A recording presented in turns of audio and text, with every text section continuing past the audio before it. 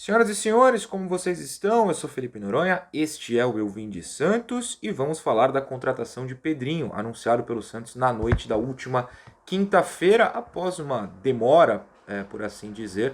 Não sei os motivos internos de bastidores para o Santos ter demorado, mas o fato é que desde sábado passado, quando o Santos se reapresentou para a temporada 2024, o jogador ex-América Mineiro, São Paulo, e que tem contrato ainda com o Lokomotiv de Moscou, já já eu explico, se apresentou, tem treinado, inclusive de acordo com a apuração do UOL, até como titular do time de Carille. Lembrando que no próximo sábado o Santos encara o Oeste em jogo treino na Vila Belmiro, não terá acesso nem torcida nem à imprensa, mas deveremos saber, né? Alguém vai conseguir apurar o time escalado, as situações do jogo, então saberemos se de fato ele treinou no sábado de titular, o que indicaria, claro, um pensamento do Carille do time, né? De maneira completa do time, para o jogo do outro sábado contra o Botafogo de Ribeirão Preto. Lembrando, inclusive, que nesta sexta foi confirmado que o Rincon não joga este jogo treino e que dificilmente atua no próximo sábado. João Schmidt tem treinado no time titular ao lado de Pituca e Giuliano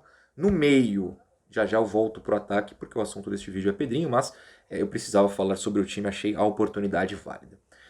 Como vocês sabem, ninguém aqui está em Nárnia, né? Estamos todos atentos o tempo inteiro na internet e nas notícias do Santos. Não é uma contratação fácil, é uma contratação polêmica. E como vocês que me acompanham já há 5 anos, meu Deus do céu, o canal está ficando velho. E eu agradeço de coração que vocês seguem me acompanhando. A gente precisa falar porque eu tenho noção da minha responsabilidade, do meu alcance e de que a gente não pode evitar alguns assuntos. Temos que pensar bem em determinados assuntos, temos que ser cuidadosos com determinados assuntos, mas jamais fugir, até porque, se eu tô aqui, se esse canal existe, é por vocês que me acompanham e que merecem o conteúdo que vocês há 5 anos me deixam, me permitem fazer. Então dito isso, este vídeo será dividido em 2 partes, é impossível não ser. Na primeira, uma análise fria do que o Pedrinho entrega, na minha visão, na minha análise, com o jogador e aquela tradicional torcida para que se tornou jogador do Santos, que jogue bem no Santos. Na segunda parte, eu não poderia não falar de toda a questão pessoal, e eu faço o vídeo dividido porque eu sempre divido aqui, na minha análise de qualquer jogador, a pessoa, o jogador. A pessoa, o jogador. Sempre analisei e vou continuar assim. É que tem situações no mundo do futebol em que esses dois lados se convergem. E aí não tem como evitar. Mas já já a gente chega lá. Então vamos começar na parte do futebol. É um empréstimo de 1 ano, ou seja, até o final de 2024, junto ao Lokomotiv de Moscou, no qual ele tem contrato até junho de 2026, ou seja, mais 1 ano e meio depois da passagem do Santos. Não vi em nenhum lugar, honestamente procurei, como eu sempre faço, conversei e tal, sobre opção de compra, mas cheguei a ver, antes, né, eu procurei depois, conversei depois, mas antes da confirmação, cheguei a ver que havia essa possibilidade, o Santos apenas não divulgou, mas acredito que exista essa possibilidade já em contrato de opção de compra, senão de qualquer jeito, claro, o cara vai bem, qualquer clube que o cara vai bem, tenta negociar a compra, super normal. Ele foi vendido para o futebol russo, para o Lokomotiv da capital russa em 2022 por 5 milhões de euros, uma compra que o Lokomotiv fez junto ao Bragantino, no qual ele pouco atuou, na verdade. Por exemplo, aquela passagem anterior do jogador do atacante pelo América Mineiro, em que ele faz gol no Santos, era um empréstimo junto ao Bragantino. Mas, enfim, em 2022 ele foi vendido ao Lokomotiv. Antes ele tinha sido revelado pelo Oeste, passou pelo Atlético Paranaense. Teve até uma confusão, porque o Atlético pagou ao Oeste, aí o Pedrinho pediu para voltar ao Oeste após um empréstimo na Série B. Importante notar que ele jogou pelo Oeste na Série B, ou seja, já conhece essa competição. É triste falar isso, né? Na vida. Depois ele pediu para ir jogar no Oeste novamente, não deu certo, rolou uma briga entre o Oeste e o Atlético, e no fim das contas o Oeste teve que pagar 5 milhões de reais, no caso não euros, pro Atlético. Enfim, assim, foi uma situação confusa, mas achei curiosa, né, essa situação do jogador pedir para ir pro Oeste, com todo respeito aos nossos amigos do Oeste, que inclusive é o adversário do Santos nesse jogo treino de sábado, podendo ficar no Atlético Paranaense, mas aí por questão de espaço ele preferiu ir pro Oeste. Mas isso indica uma coisa. Ele já tem 25 anos, é ponta esquerda, e a análise de quem curte a contratação é de potencial e tal, mas ele já tem 25 anos, ele não é um super jovem jogador, não jovem. Se com 25 anos ele é velho, tô semi-morto. Mas com 25 anos, já acho um pouco mais difícil a explosão desse potencial. Isso me preocupa na análise fria, porque pouco jogou no Atlético Paranaense, pouco jogou no Oeste, foram 17 partidas. Aí ele vai pro Bragantino, vendido pelo Atlético, só joga 20 vezes. Aí ele é emprestado ao América, só joga 34 vezes, no ano inteiro, né? 34 um brasileiro, ok, mas no ano inteiro, só 34 partidas. Vai pro Lokomotiv, só disputa 9 partidas lá. É emprestado ao São Paulo, só joga 10 vezes, e aí, claro, tem a questão da polêmica, que é na segunda parte. E depois, emprestado pro América, só jogou 18 partidas, 12 partidas, só jogou 12 partidas durante o Brasileiro, que foi a única competição que ele disputou pelo América ano passado. Então, assim, sempre um número baixo de jogos. Por exemplo, em 2023, a soma dá 31 partidas apenas disputadas. Lembrando que ele usualmente é reserva. E quando é titular, é substituído. São dados, não é análise do jogador. Ele geralmente é reserva e quando é titular é substituído. Ele tem poucos minutos, né? E pouquíssimos jogos de 90 minutos. É uma situação. Lá na Rússia, em que o número de gols é decente, são 4 gols em 9 jogos, parece super bom. Todos os gols foram no mesmo jogo, o que é legal, né? Não é todo mundo que faz 4 gols no mesmo jogo. Foi no jogo da Copa da Rússia, um 5-0 no Khimki, que provavelmente não se fala Khimki, mas enfim, não sei falar russo, e ele fez 4 gols no mesmo jogo. Nos outros 8 não fez.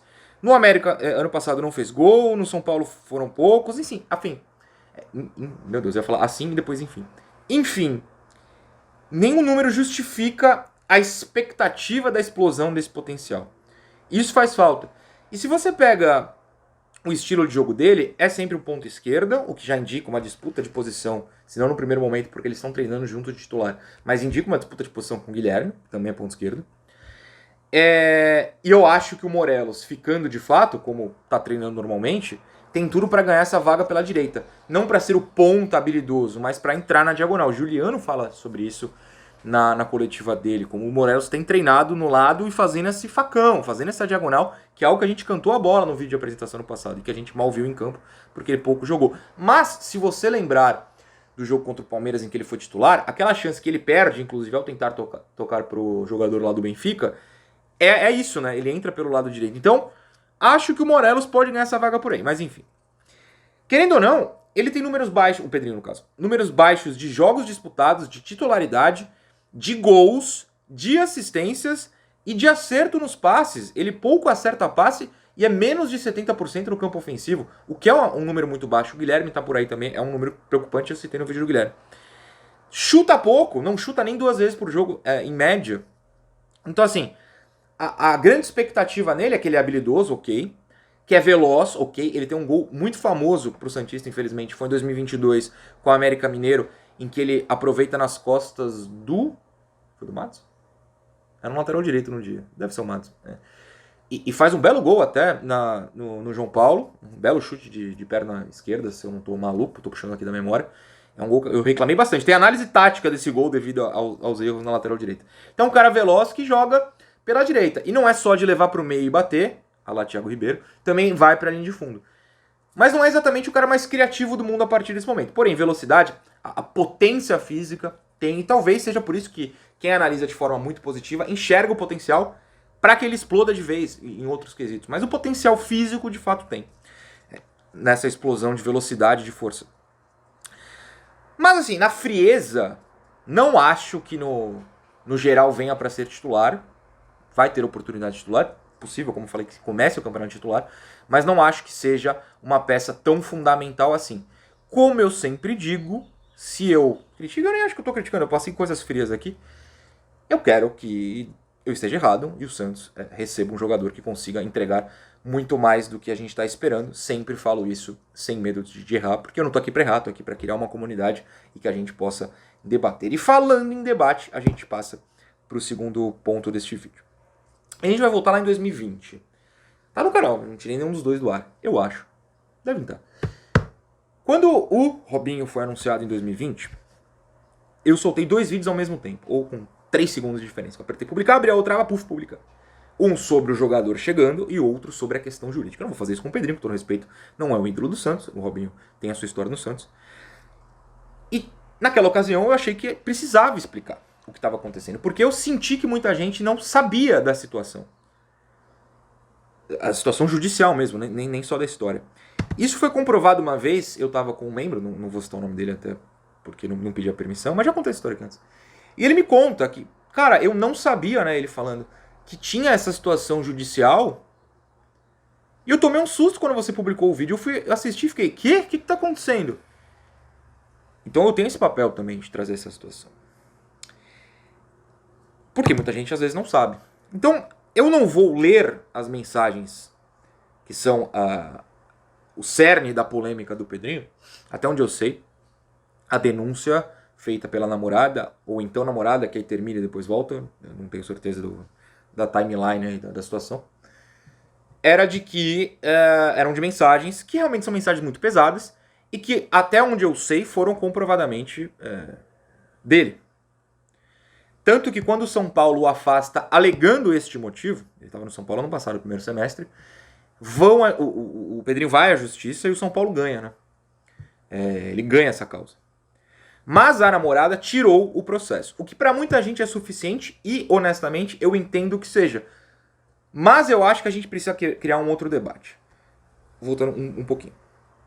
A situação jurídica, como eu tenho visto muita gente justificar, e mais do que isso, o Santos, nas palavras de Marcelo Teixeira, que hoje é o representante máximo do Santos, pois é seu presidente, informa que a situação jurídica está resolvida, então o Santos se sente à vontade para contratá-lo. Eu acho que é um ponto de vista rápido, simples e aceitável. Mas que não impede o debate moral. E aí que vem a questão.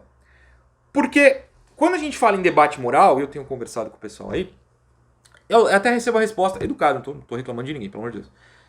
Ah, mas se a justiça definiu, não importa o debate moral, porque já acabou.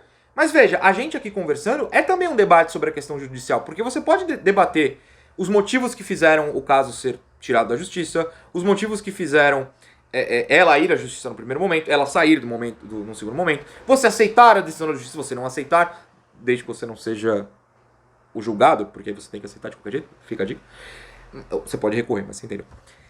Você pode debater o acerto da justiça, o suposto erro da justiça. Você pode debater. Então existe o debate sim moral. Né? Tudo, desde que não seja ofensivo, pelo amor de Deus, é possível que haja debate. Então, desde ontem, né, da quinta-feira, se você estiver vendo depois, eu entendo que a questão jurídica não existir mais seja suficiente para o clube e para alguns torcedores. Eu entendo. Mas eu também entendo que é preciso aceitar que, enquanto ele estiver jogando no Santos, como foi no América Mineiro, como foi no São Paulo, tanto que no caso do São Paulo ele foi tirado de lá, e o Lokomotiv, pelo jeito, não tem muito interesse em ficar com ele, aí a gente pode discutir se é futebol ou isso, mas não tem no momento. É preciso aceitar sim que para outros torcedores, e aí a gente precisa pontuar, e torcedoras, é um debate que precisa existir e que não é suficiente o fim da questão jurídica. Então o que eu estou falando para os dois lados, não precisa ser mal educado e não aceitar o debate. Debata, converse, ouça. Porque eu sei que é insuportável, vamos dar um exemplo muito simples. Você não gosta de mim. Se você tá aqui e não gosta de mim, você já tá meio que errado. Não porque não pode me assistir, mas é porque eu digo, isso aqui é um canal opinativo. Se você não gosta das minhas opiniões, pra que você vai me ouvir? Isso vai te fazer mal, te irritar, você vai ter vontade de me xingar, eu vou ficar chateado, blá blá blá. Essa bola de neve. Se você não quer ter o debate moral, não assiste. Assistiu, não responda. Isso serve, de novo, para todos os lados.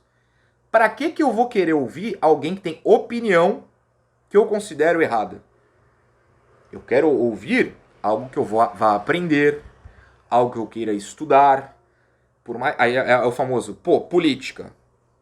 O lado oposto eu discordo de tudo. Mas, deixa eu estudar por que eles pensam assim? Deixa eu estudar por que estão falando que o meu lado está errado e o deles está certo. Vamos debater, eu não preciso acreditar em nada. Mas eu quero entender por que eles pensam assim. Não seria uma boa a gente pensar nesse caso também? Acho que sim.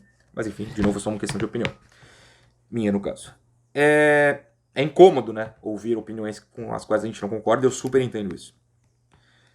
No fim das contas, eu recomendo, se você não gosta, simplesmente não ouvir. E não comentar. E não entrar em debate, que é perda de tempo. É perda de tempo. Conversa, debate mal educado. Conversa, o debate saudável é sim um ganho de tempo. Também vale o debate porque divide a torcida.